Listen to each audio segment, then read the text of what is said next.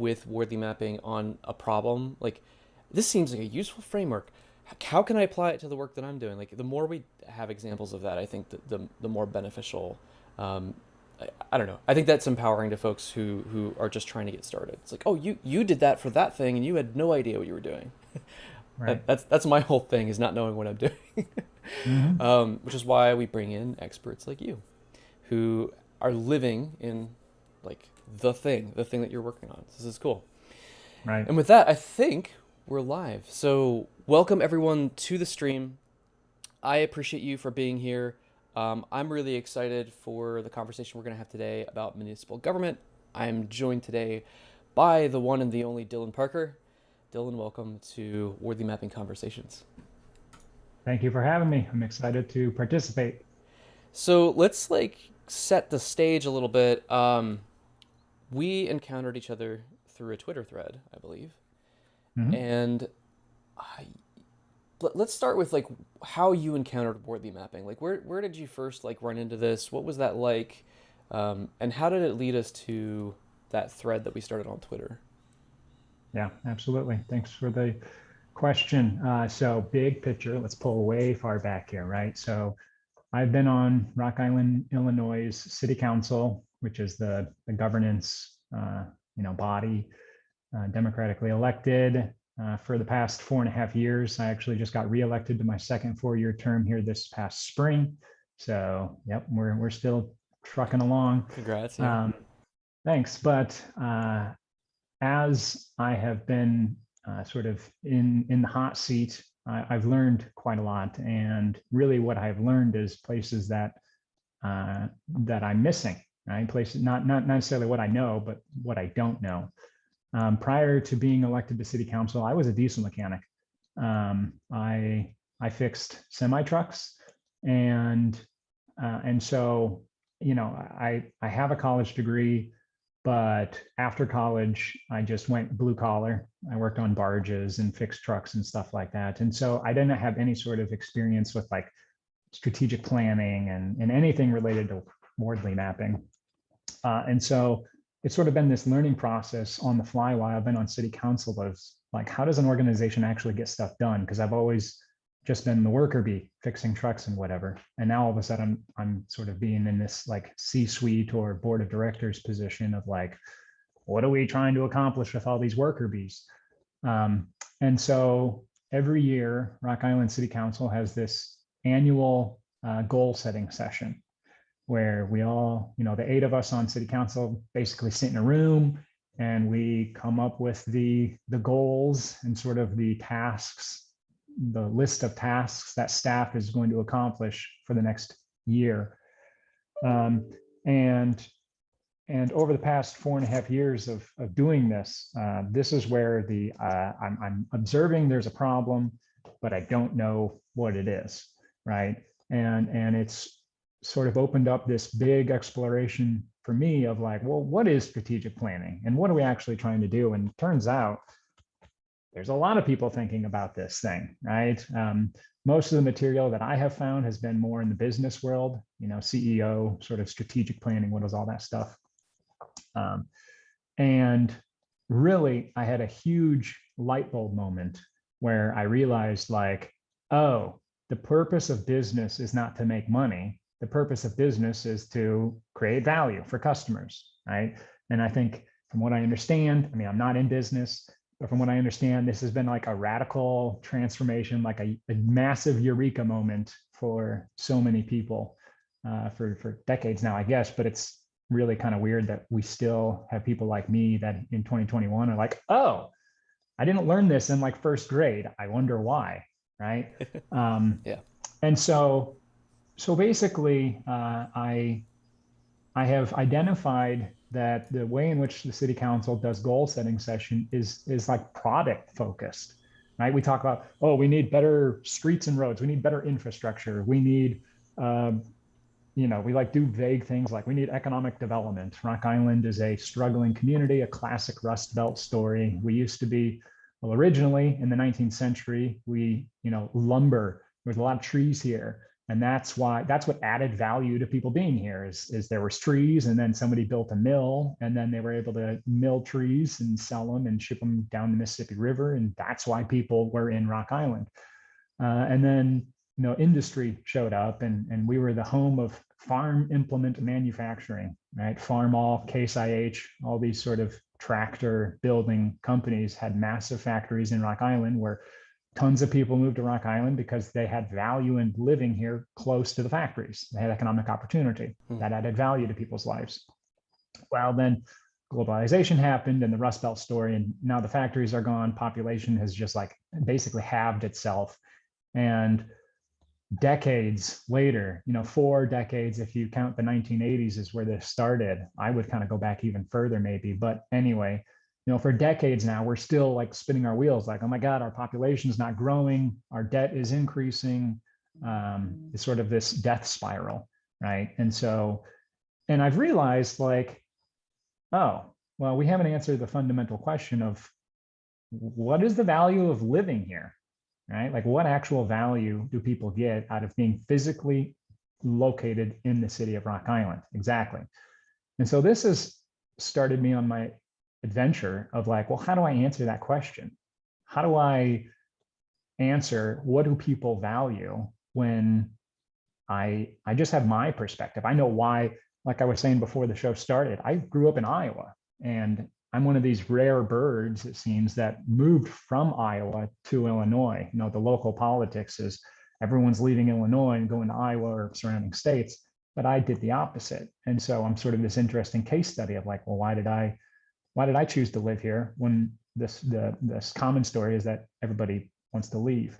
Yeah. And so I don't know how to answer that question of what adds value to people's lives, and basically how can I align the natural assets of the city of Rock Island to things that actually adds value to people's lives, so that then we have a recruitment or whatever you want to call it mechanism to get people to live here, learn here, start a business here, whatever people, the many things that people want to do.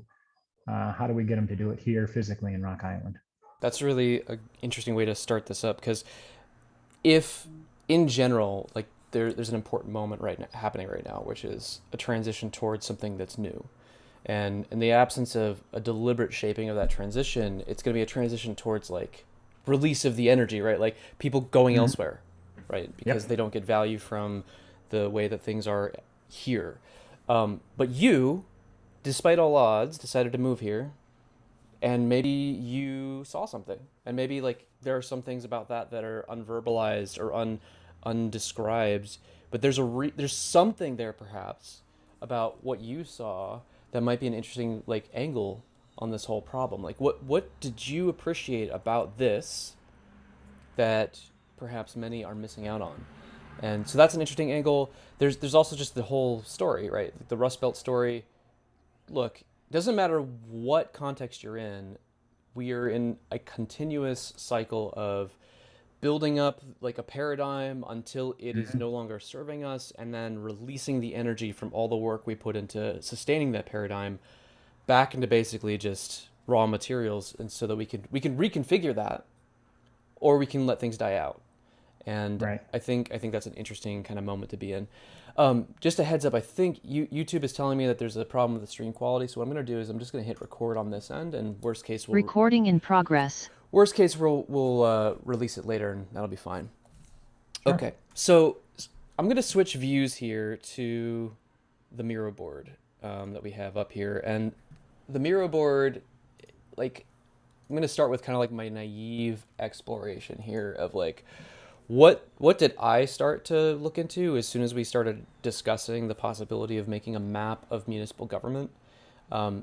It makes a lot of sense that if we didn't get training, right, about how to strategy or how to execute, how to design intent, especially intent for over long time spans.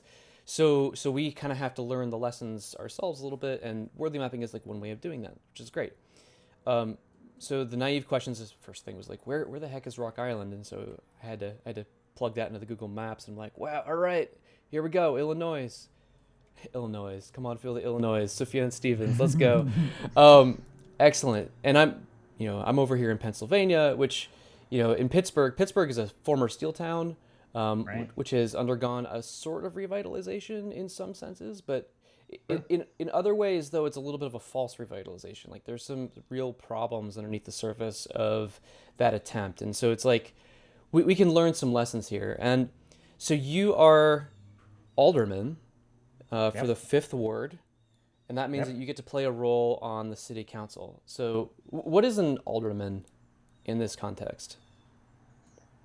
Well, in this context, I would say that the altar person is sort of well, like the a weird combination of the board of directors and maybe CEO. I mean, so the way that the government is set up, we have a council manager form of government. So, like, I am not involved in the day-to-day operations of the city. I don't direct the garbage people to pick up that block and then go over there, right? I'm not involved in the operations or the management really of the city. I get paid $6,000 a year to do this job. So obviously that is not enough to like do this full time. I Got do it. this part time. I mean, in reality, the workload is pretty much like a full time job, but in theory, this is supposed to be just sort of part time oversight and sort of policy level Got it. stuff. We hire a city manager and pay him $150,000 a year to be the CEO basically of the city, to take the policy directives of the city council and implement them and manage and operate the city. So I mean, I do other stuff with like constituent services, right? People call me up if they have a pothole in their street. And really all I do in that situation is just hand it off to the city manager because that's operational, right? Um, and there's a lot of politicking and stuff like that, right? Kissing babies and going to parades. We were just had the Labor Day parade that I had to go and wave in, right? But with respect to this conversation, I think really the focus is sort of that policy setting perspective and sort of strategic planning, if you will. Okay, that makes sense. And to that end, like one of the big questions I had was like, what can it what can a city council do? Like, what can you do as an alderperson, and like what are the basic levers? And so I'm starting to get kind of like a basic idea of that. But let's zoom out a little bit. Like I know, um, like you're describing like some of the basic forms of like municipal government, like some of the little Mhm. like kind of day-to-day things. Why why does municipal government exist? Like if you were to get opinionated about the purpose of the existence of this organization, like the altar person structure, the council, like all that stuff, like why bother? Like why does this even exist? Don't like cities just kind of like do their own thing or something? Like what's the benefit? Right. I think the big picture is sort of that fundamental question of why do humans organize at all, right? It's because in cooperation and collectively we can accomplish a lot more than we can individually.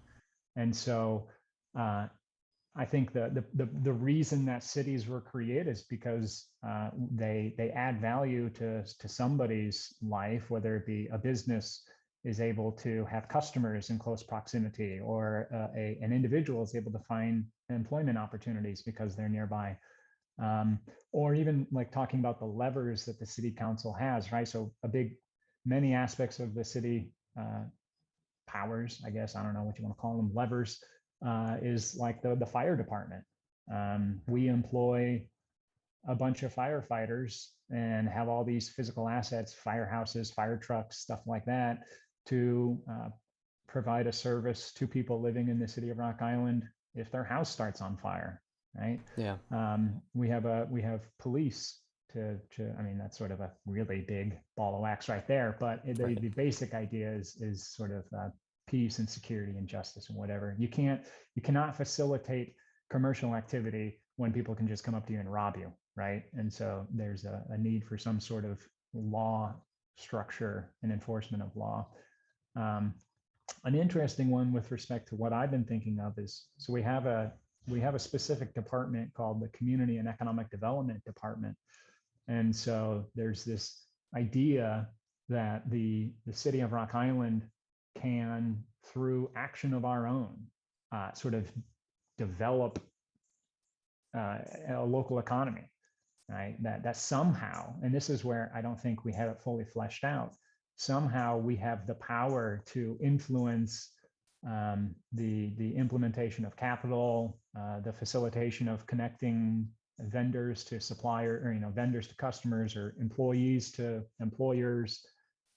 There's just sort of this like great big leviathan of economic development, and that really starts opening up questions of like, well, with respect to economic development, who is our customer? What industries? What sector? Um, and and what do we have here locally that could contribute to those sectors? That makes a lot of sense, and that has a lot to do with like the positioning, right? Like you see more of the whole than most people see. Right. Like whole is in WHOLE, and so you can be like, Mhm. oh yeah, well obviously those folks doing things over there and these folks doing things over here like could do that together, and that would create a new kind of elevated economic kind of dynamic there. So that makes a lot of sense. So like I'm getting the sense that from a purpose standpoint, when you look at municipal government, you're seeing right the very fundamental concept that we can do more together than we can do individually. Like that's just true. And the additional kind of roles that you see are like caring for the folks like that live here, and that's like basic things that like keeping you safe, making sure your house doesn't burn down. Like there's probably like a list of services that you think about that everyone takes for granted, right? That are you are Mhm. explicitly planning for and thinking about and making sure that you continue in one way or another. Yeah, water. Turn on the Oh my water goodness. faucet in your house. Yep. That's, I mean, sometimes in Rock Island, it's offered by the city. It's a public utility, and that's pretty essential to us being able to do anything, is having Yeah. clean water. I mean, imagine like if a new citizen walks into the city and like the first thing they have to do is spend tens of thousands of dollars drilling a well or something like that. Right. Um, okay, so that makes a lot of sense. And then you have this like additional kind of like hey, we're here, we can see things. What can we do from our position of seeing this whole system that can facilitate economic development and thereby enrich and contribute to the caring for those folks that are in that system. Hmm. That makes a lot of sense. So like let's when I was looking at the city council page, I did like look over the list of things that you all do, and it was Yeah. like yeah, establishing policy direction. You mentioned like some of the hiring decisions, deciding tax levels, approving a budget, setting goals. It sounds like that strategic planning kind of thing that you were talking about. But Right. from your standpoint, like what are the three most powerful levers of municipal government? Like if I were to say like boil down everything that municipal government does, and then what are the three most powerful levers that it has? What would you say those are? Um, with respect to like things that we do, Yeah, like like I think a lot about power, right? Like and right, like right. power is an interesting thing, and I think a lot of times, especially in strategy work, power is like, oh well, we just make a plan and then we do the thing, and the extent to which we can do the thing, like it's power to do things. Right. Um, there are other ways of looking at power, for sure, but like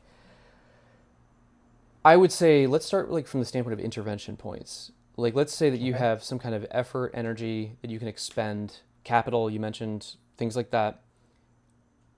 Where can you expend that energy in a meaningful way that would result in some sort of change towards the purpose that you're describing?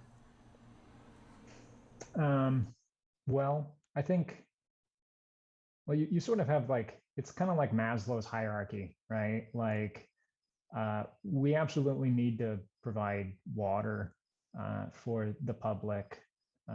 We absolutely need to provide, um, EMS, emergency medical response, or fire. I mean, the EMS is the same people as the firefighters. There's sort of this baseline of like things that society needs before they can sort of go up the value chain, if you will.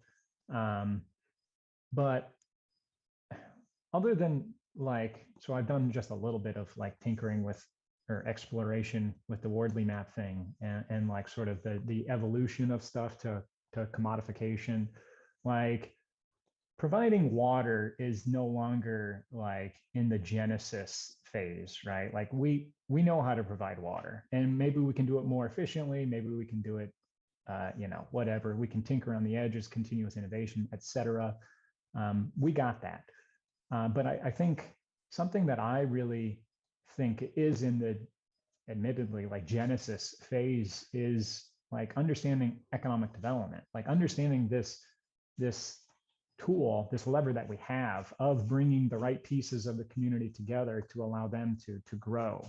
And so, when you're asking what are the three most important levers of government, it's, well, I mean, water, police and fire, or maybe police isn't the right word of the politics, but basic law and order, whatever you want to call that. I mean, those are sort of like fundamentals of what we must have. But with respect to kind of where I want to improve, I guess, what I want to do, I'm really thinking about economic development and like,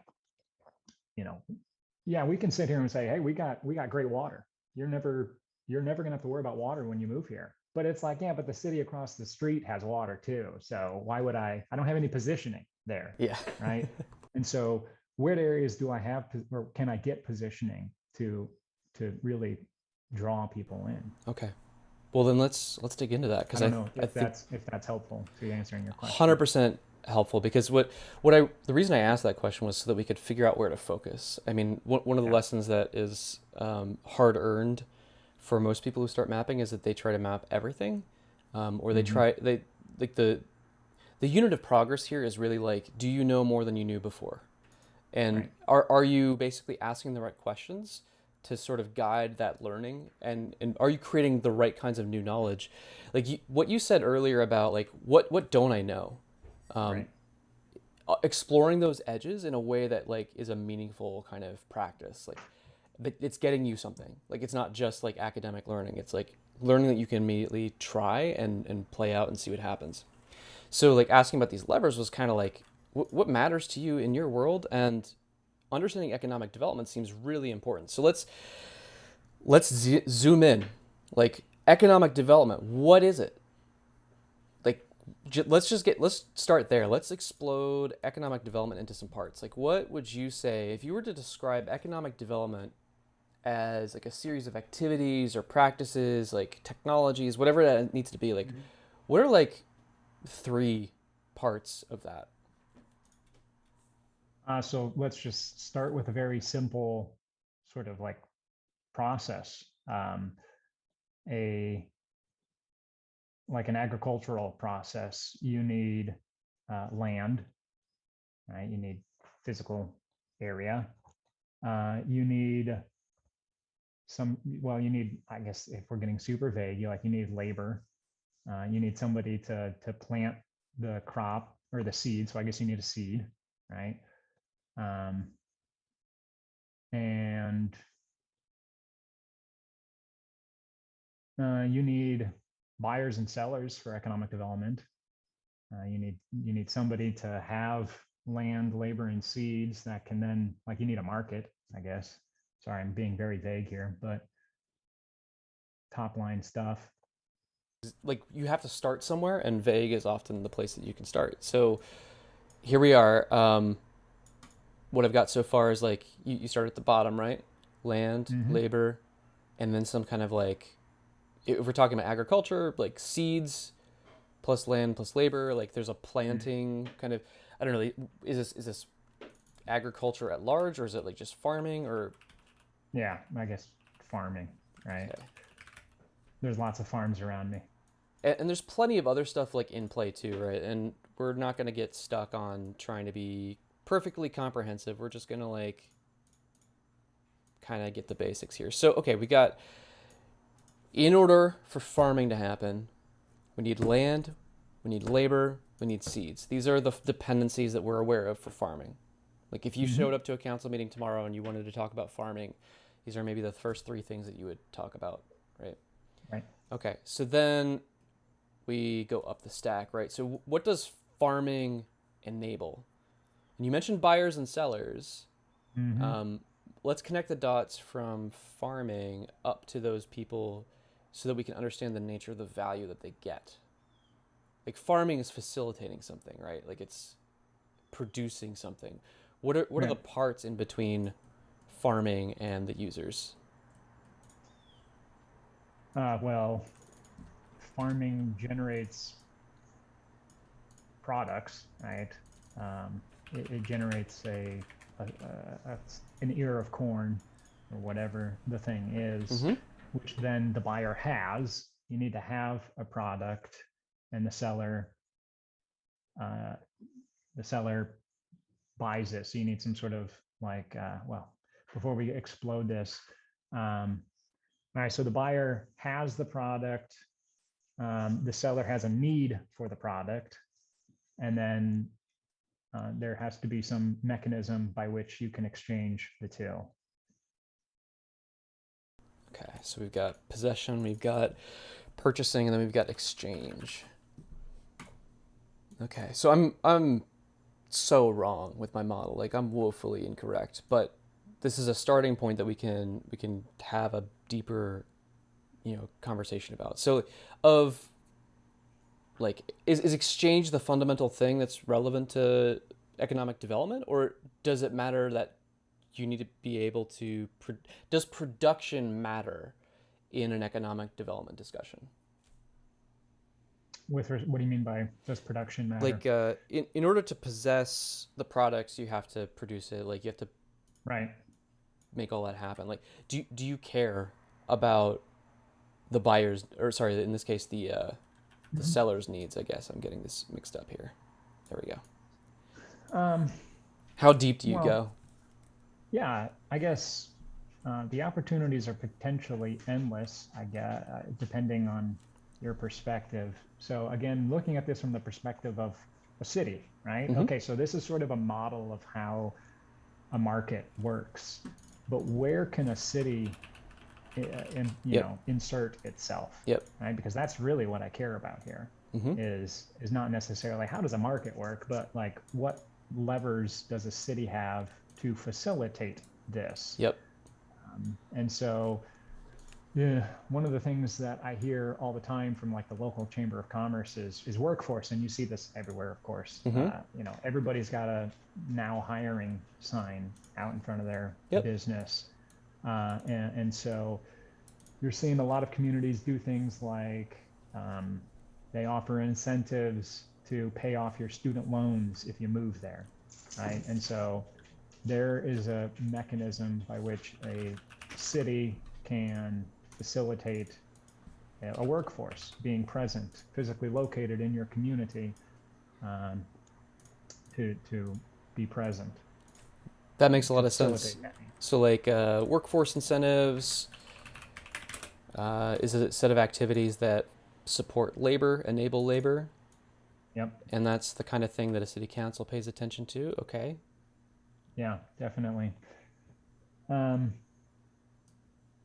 So I'm gonna and just like really, copy sorry. this over here real quick to the map, and maybe we can start like paying attention to kind of like how evolved these things are, and then we can start like going deeper on this.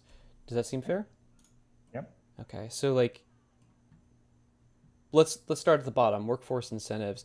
Like I always like using failure because that's my safe place here Mm-hmm. for thinking about evolution. Like, do workforce incentives fail all the time, or are they pretty resilient to failure? Like, failure is surprising.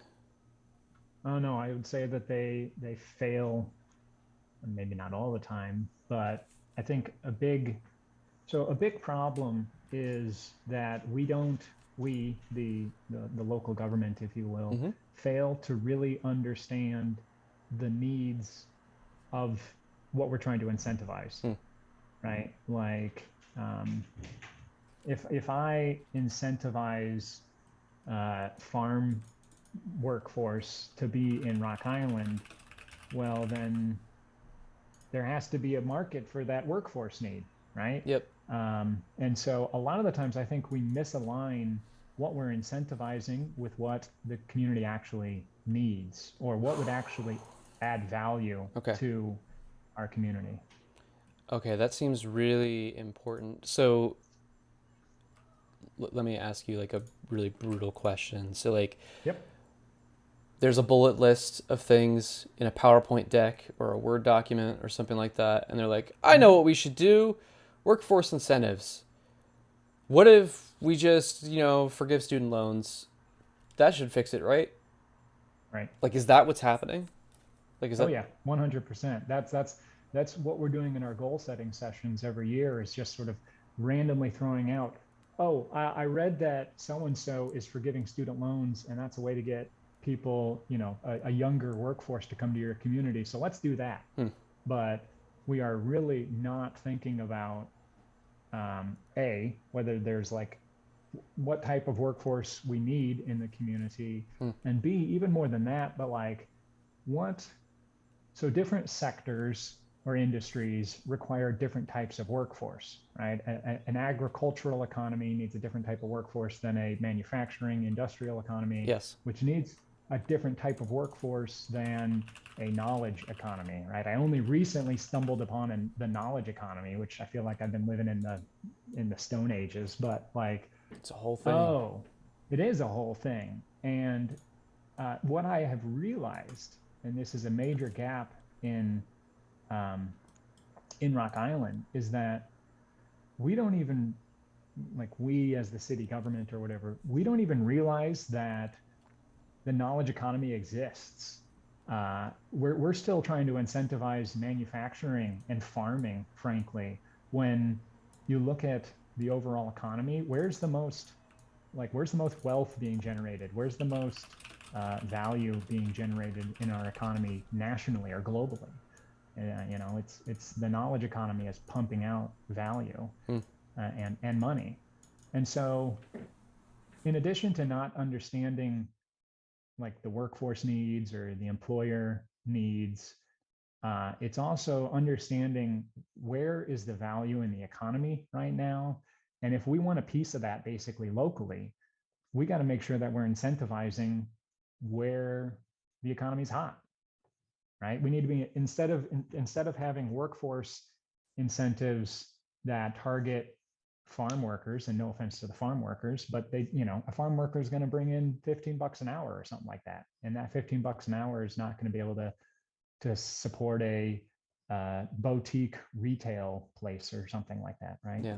And so with the structure that we have to play with, if we want to bring in somebody making $150,000 because they are doing some sort of like value pricing model for their consulting gig or something like that, then we have to make sure that that type of job has what it needs here physically centered.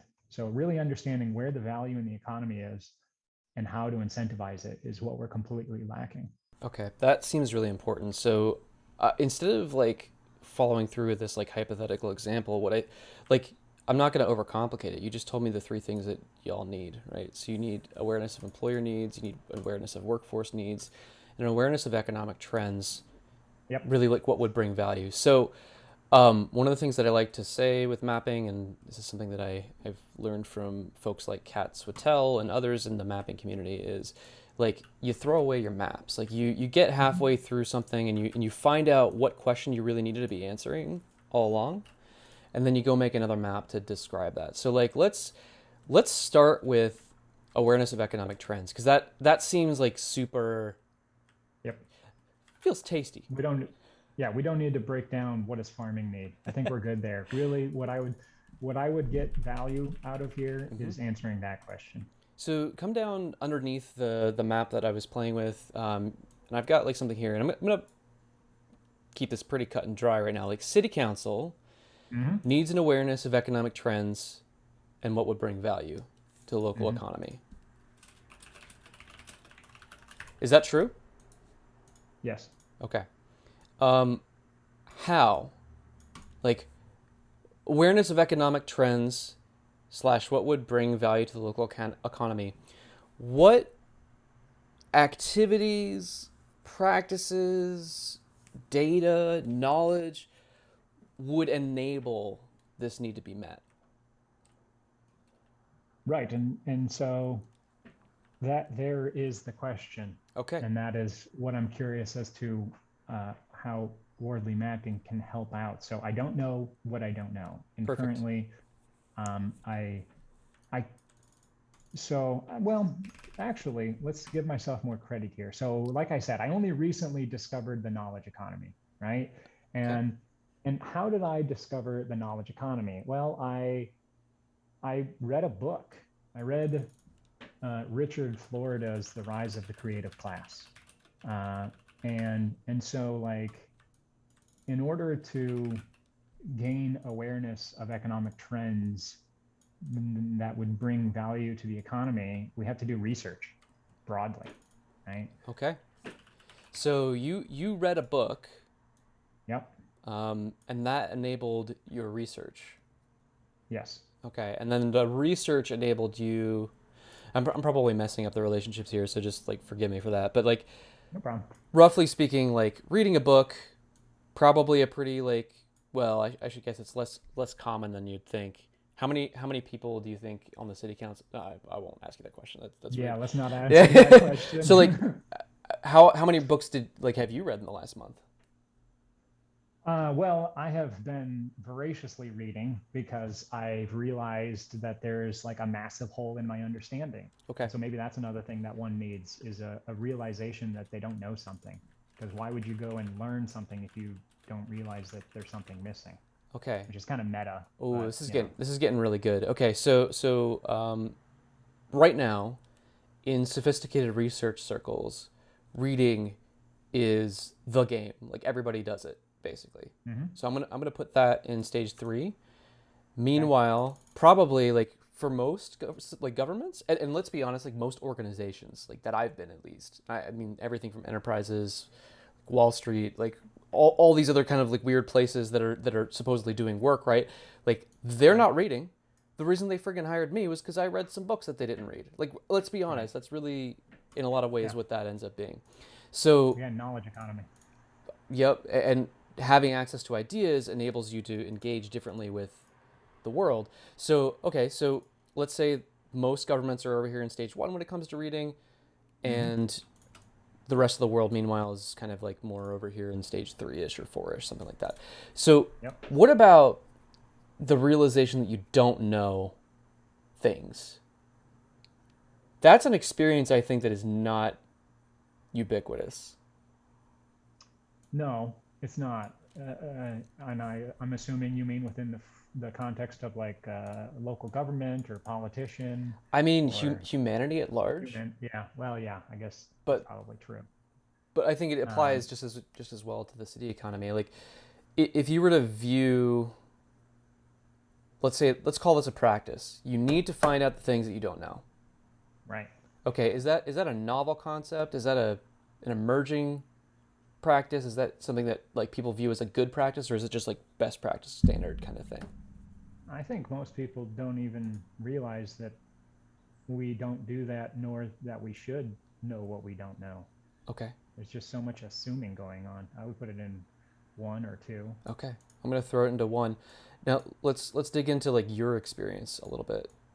Sure. How did you realize that you don't know things? How did I realize that I don't know things? Well, um, I observed that something wasn't working. Like the city of Rock Island, and you know, that's broad. I'll focus in on specific. Like the city of Rock Island has an economic development team. We have people who we pay full-time salaries to to incentivize whatever. We have different incentive programs. We have all these levers that are allegedly supposed to be growing our economy and our population, but they're not. And so just sort of stepping back and being like, well, there's a problem here. Okay. This is not working. So I mean, and of course, like those folks are coming from previous paradigms of economic development that may no longer be as relevant as they once were, and Completely. like the responsibility of people doing strategic thinking in this case, and this is kind of the horrible truth is like, well, that's your problem too, like Mm-hmm. helping them jump into the new paradigm, start seeing things this way. So like, we're not looking at this so much as a judgment of like their Oh, work. yeah. We're looking at this primarily as like, is it working or is it not working? So Right. is it okay if I call that like like evaluation, not of people, but of like Yeah. the Whether it's system? working or not. Yeah. You know, That's fine. is it working? Is a lovely question. So in order to evaluate if something's working, well, first of all, I'll ask this question: like, evaluation of the system, is that like, where is that right now on this spectrum? Like, if you think Well, of, I all don't right, think that anybody is reflective.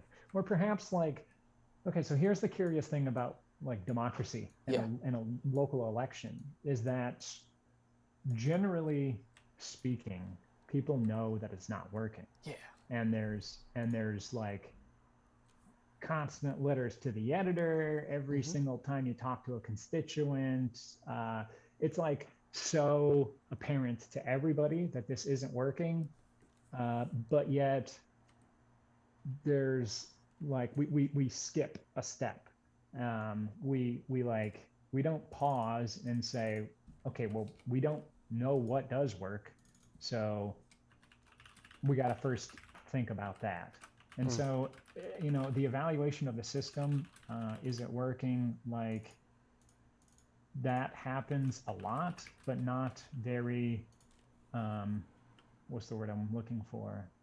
Like we don't do that process very well. It's not very scientific. It's just sort of like, I feel like it's not working, but I don't know where in this okay. process it's not working.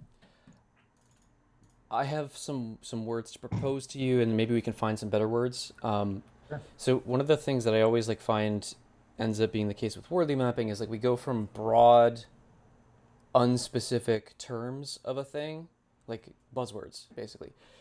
Yeah. Digital transformation, or like, I don't know, what's a buzzword from like government world? Like, what's one that gets thrown around all the time? Um, I don't know. We don't have any. We're all Oh, bureaucrats. well, economic development actually is probably like a Yeah. Okay. Perfect. like that's a ubiquitous word, but in terms of what? Like economic development in what sense? And like you could justify all sorts of things with the generic version without actually getting into the specifics. So like I would like maybe consider like splitting this into like the broad evaluation of the system is that Mm-hmm. not okay, not working, boo. Mm-hmm. The specific evaluation of the system, though, like the deeper understanding, Yeah. is not there. Yep. Is that a fair That's way a to characterize that? Yep. Okay. Totally. Um, so this is interesting because like somehow, despite the broad evaluation of the system, there is no realization that you don't know Mm-hmm. things. That's Yeah. interesting. Whoa. It's like a business that is totally selling a garbage product that nobody wants, but like in that business sense, they just go out of business. They stop existing. Yeah. But like there's because we are a government, a local government, we can't go out of business, but yet we still get the constant like negative Google reviews, Yeah. and so it's just like it's kind of weird. Well, and it actually creates disbelief. Yeah, Like, 100%. I mean, it's so demoralizing, and then like as the person responsible for these problems, you just sort of go into panic mode of like, I need to find some solution which does not uh, facilitate like reflection and taking one's time and deeply understanding what the issues are here. yeah. It just sort of like you start flailing around, Yep. panicked, trying to find some quick solution. Ooh, and the quick solution thing is half of the reason that we get into trouble anyway, because it's an interventionist approach to things without Right. appreciation of implications. And there's a whole lovely like line of thinking we could get into around at some point, like um, on or off stream about conditions and consequences. Um, and my good friend Tashin Fogelman wrote like a lovely blog post about this. I'll find that and I'll throw a link to it somewhere. Actually, Tyler, do you mind looking that up and tossing that into the chat? That would be amazing. Thank you. Um, And okay, so zeroing in on this thing, like what I want to point at is you just described like an anti-value chain or something like that, like a system that is dysfunctional by design in a way. Like broad evaluation of the system is that it sucks, it's not working, Mhm. and that is producing disbelief, and its disbelief is like so common, and that's Mhm. like propping up the constituents' worldview and things like that. So Yeah, one way that you could think about is how to undermine that value chain, how to destroy disbelief. exactly. And then, the constituents don't want to invest in their own community. Why would they start a business in Rock Island when they just think it sucks? Yeah, It's that's like this vicious self-fulfilling prophecy. okay. So how like already we're starting to get some interesting questions. How would you produce belief in the Proof, you proof? know, Proof. like effectiveness at like so. Well, okay, let's even take a step back. How would you disprove belief? You would well, I said like proof, but what is proof? It's tangibly being able to feel some sort of value to doing something somewhere. Okay. Yeah. Proof. And when you say tangibly feeling value, tangible feeling of value. Okay. I don't know what that looks like yet, but we just defined a Something. thing. Like if you went and had like an hour long meeting with some folks about what it means to tangibly feel value, I'm sure you'd figure it out. I'm sure Hmm. there'd be some sort of like, what does this look like? What are some examples? All that fun stuff. Okay, back to the thing in hand. So specific evaluation of the system, is it working? Is missing. Hmm. And like, what does that depend on? Like we got to go all the way down until we Hmm. hit like the rock bottom of things that we can actually work with. Specific evaluation of the system. Well, I guess in order to understand if the system is working or not, we need to we need to have measurables. Like, you can't say if something has succeeded or failed if you don't know by Yep. what value it succeeds or fails. Yep. You need, well, I guess that's sort of included in measurables. I was going to say like not goals, but like Yeah. you got to know what we're trying to do here. Yeah. I literally had like this is so funny because this conversation is the same whether I'm talking to a product organization Hmm. or like everybody's talking in the data analytics world, for example, about like the things that you're measuring and the things that you want instead, and it's just like the evaluation that's occurring of the measurements to decide whether or Right. not that's we're in the right direction or the wrong direction. Yep. That's so critical. I'm in the process. I have a day job, and I'm in the process of writing a memo to my employer about like we are measuring performance completely upside down, Yeah. like Hmm. leading and lagging indicators, stuff like that. Hmm. I'm right there in my head too. Okay. This is wild stuff, right? So okay, so we've got measurables and goals. Now, here's the problem is like there's a whole world underneath each of those things. Oh yeah. Okay. So like I'm zooming in. How do you get measurables? Like what do measurables depend on? All What right. what do you measure? Yeah. You measure, well, we just talked about like you measure data, you measure um, like whether something has been done or not, which is another form of data. You measure needs, maybe, but I guess that's data. I mean, it all kind of goes back to Yeah. data. It's just what type of data are you measuring?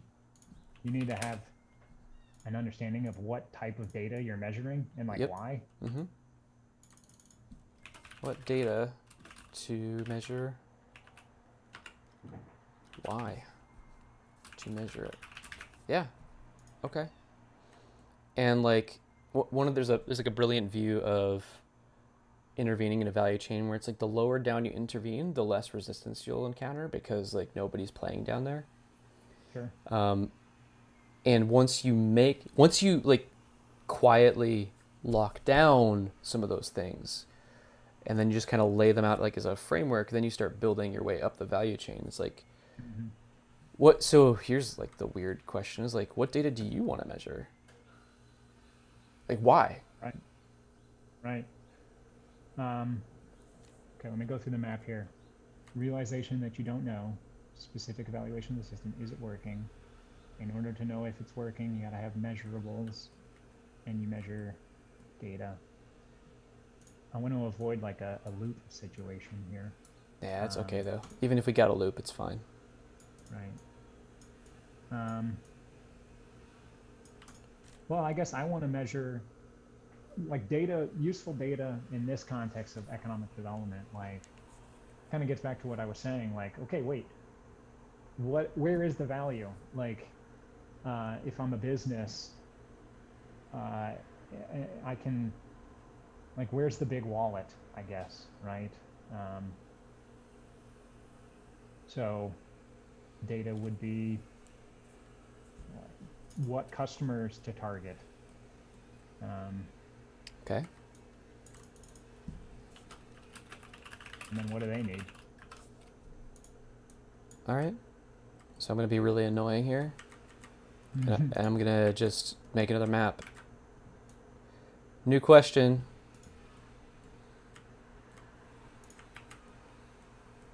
Dylan has some needs here. Dylan at the top for now. And like in mapping generally, like we try to focus on end users, but like you are also a consumer of your own like sense making, and that's valid as an idea. Eventually we'll get to those folks, right? In fact, that's the whole point of exploring this further, is like the question, what customers to target? You need to know that. Okay, Right. great. Yeah, it's something that I've been reflecting on. I don't mean to interrupt, but like, Yeah. yeah, we're mapping sort of like what is the user, but also I keep on thinking about like, well, it's not just me that I don't have to just convince me, right? Like this is a democratically elected body. There's Yep. 8 of us on city council. I got to get 4 people to like say at least 4, because that's a majority, Mm-hmm. to like realize, and then not even just the city council, but like the management and the staff and everybody to realize like, oh, we don't know what we don't know, and we need to improve on that, right? So in a way, this is a good exercise for me to see the holes, but then there's a whole nother game of how do we get everyone else to see the holes too and make movement towards those. Yep. What I'm doing right now is I'm just like writing down what you said, right? So in order for you to act intentionally, you need to know what you need to do, right? You need to Right. know what you want. Right. And you're absolutely right, because I mean, you can't just be an island in a democratic system. You are part of people making decisions together, and that means that there's a frictionful like negotiation thing that has to happen. Mm-hmm. So like Dylan, like you need to decide what your intent is. Mm-hmm. And right now, like the way that you're engaging with that is asking the question, what customers do we even want to target? Like where's Right. the economic value in the world? Yep. Okay. So go deeper, right? In order to understand what customers to target, what does that depend on? Um, What would depends enable you to on, know?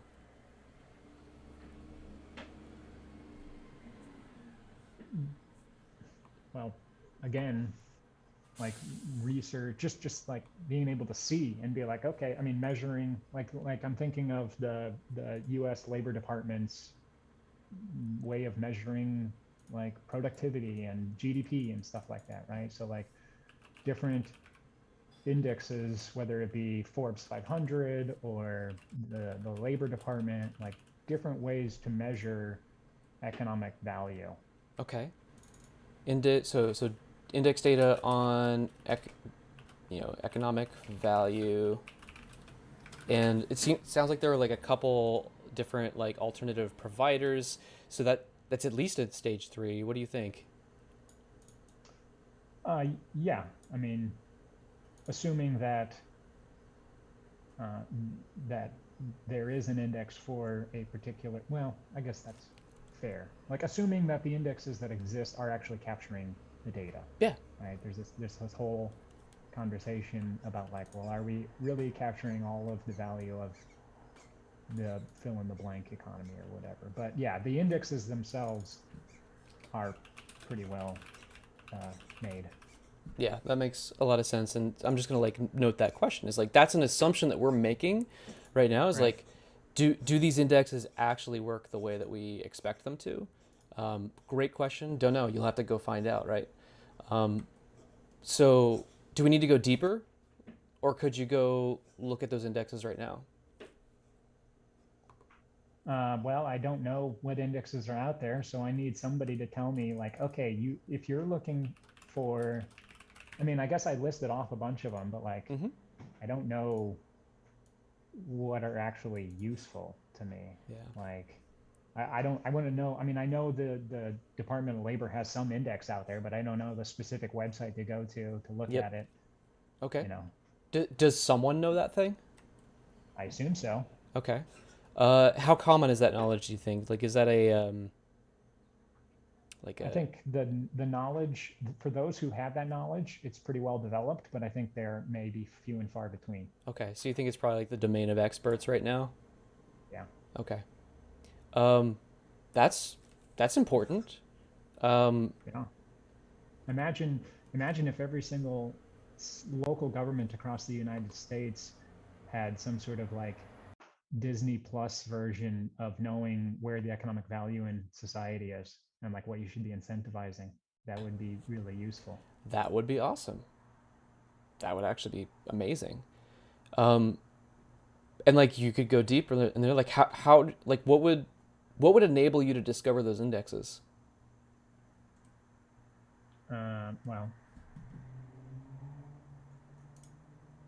what would allow me to discover the indexes? A teacher would allow me to discover the index, or another like research, a book. But I guess that's sort of another version of a teacher. Okay, so we got like there's pure research, and then there's like a teacher of a sort. Like yeah, okay, and like you can always do hard work, right? It's always an Yeah. option, but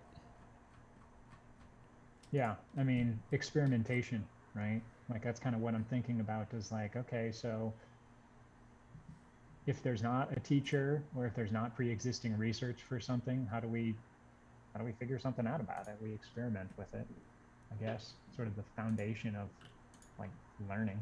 hmm, We need to learn. In order to discover index, we need to have the capacity to learn stuff as an organization. I apologize. My computer's a little slow all of a sudden. It's all good. Okay, so learning, and you also mentioned experimentation. Yeah, and like these are pretty like we've discovered some new like buzzwords, right? We gotta make them specific, and like what does learning mean in the context of a city council, right? Like it can't just be like, did you learn today? No? Right. Yes? Like we My have, constituents aren't going to care if I've learned. yeah, 100%. Whereas like you might come into the next council meeting and say, hey, I found something really wild. Right. Take a look at this. Yeah. And you give them the threads and like, whoa, this is something we could try tomorrow if we wanted. What do you think? And like Right. so there's like almost like a packaging of that and things like that. But okay. So we've kind of like come to the end of our time, Mhm. but here's the questions, right? It's like at every point in this process, we could have forked and gone a different direction. Totally. And there is no shortage of places to look for the things that you don't know. And the real question is like based on what we've learned today is like you're gonna have an intuition about where to lean into, what to dig deeper into, and like Mhm. there's no like magic, wild processes that we're like using here that are like there's no magic to it, right? Like it's just asking some questions like what does that depend on, blah blah blah, on and on and on down the line, until we understand the full details, and like still we've only just scratched the surface. So, I mean, if I were you looking at this, I'd be like, okay, where can I find a teacher? Right.